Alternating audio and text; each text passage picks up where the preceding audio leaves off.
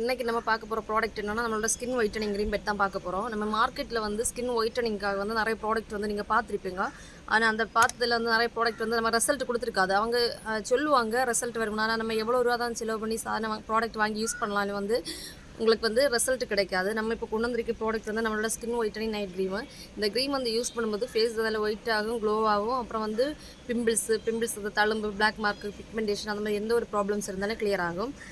அதுக்கப்புறம் வந்து நம்மளோட skin whitening face wash, mask, அப்புறம் டே க்ரீம், லிப் பாம்,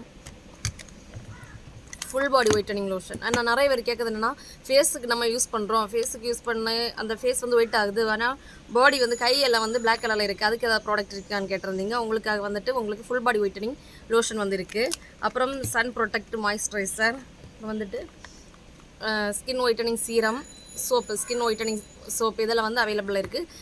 தேவைப்படுறவங்க ஸ்க்ரீனில் தெரியாமல் நம்பரில் ஆர்டர் ப்ளேஸ் பண்ணிக்கோங்க. மறக்காமல் நம்ம பேஜை வந்து ஃபாலோ பண்ணி வச்சுக்கோங்க.